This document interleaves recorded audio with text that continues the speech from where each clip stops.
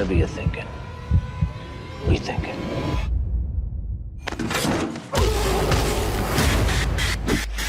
Gritty action flick, but this actually is surprisingly much more entertaining than I expected it to be. And I have to say, just off the bat, I thought the cat was going to get it. And Luther, that scene where Luther's in your lap after everything that happens, the audience completely cheered. Was that originally in the script? Was that all part of the plan? I don't know. I mean, Luther wasn't really much in the script originally. He wrote himself out. Yeah. Like, I think throughout the process, Luther was more important, more prominent. Wow, those animals, they steal it every time. Yeah, they do. You know, it's one of those things, people who do bad things to pets are instantly disliked. And, you know, it's a heinous thing to do. They really get their comeuppance. Me as an audience, if I see someone hurt, a defenseless animal, I want them to get the same treatment. So it's more of that. A little trivia. There's a cat in the movie, now that the cat's out of the bag, and you ruined it a little. My character steals a cat, and it's a little black kitten. And they had doubles on set. So there were like 3 kittens just to play that one role.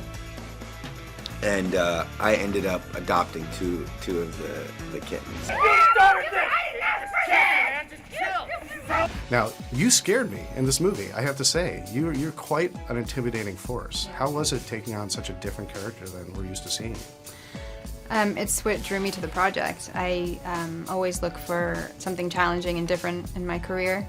And, you know, the challenge with playing Cassie is that she's an exposed nerve, so anything that brushes up against her is going to provoke an explosion on her end. She's a meth addict, so that obviously contributes to that despite her own pain.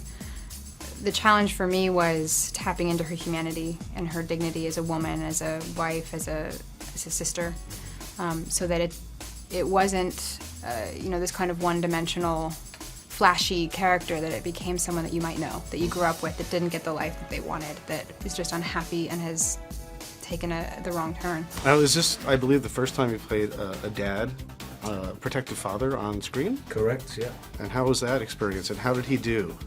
You know, I think he did a really good job. Yeah. There you go, enough said.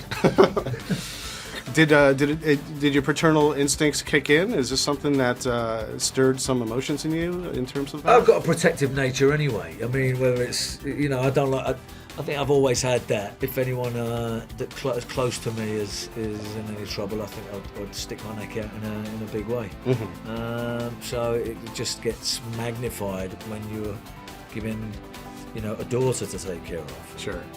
I'm sure probably a little different from your dad. You have an action hero protecting you. What was it like working with Jason? What was it like working in Louisiana? Well, I have to admit, at first it was, it was just slightly, I was nervous because I wasn't sure how to approach anybody on set. And then I realized that, he was great. He was fun off set. We had great memories. And also, working in Louisiana was, I don't know, it's just very humid. And then at night it's very cold. So it's like the climate is just not perfect. Well, did you indulge in some of the food and Yeah, that's the best part. Did you enjoy some Epicurean delights yourself? Yes, it's hard because I'm trying to eat, I'm trying to eat quite healthily. Mm-hmm. So selfish indulgence isn't on the menu usually. Right. So time to time I get out there and spoil myself a little bit, but.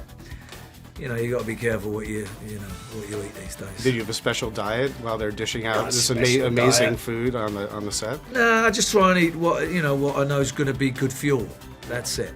Yeah, it's not some specific calorie counted diet or anything. It's I understand what's decent and what isn't, and try and put the good stuff in. You're shooting in New Orleans Yes. and around New Orleans, where there's food aplenty. Yes. Was that difficult, or were you able to just indulge in Epicurean delights? Well, I wasn't really, because obviously one of the side effects from meth is to not eat and to be incredibly strung out, and so I wasn't indulging in that sense. I was really kind of living in that character's headspace, and which was exhausting because it was such a tense place to be, just despite her mental headspace. It was this constant tension of the body and muscles I didn't even know could be utilized in that way, and even my voice changed because it was such a tightness that was happening physically. So I was pretty exhausted. And you get to flex that southern accent too. Yes, yep, exactly. My father's from the South, so I grew up around that quite a bit.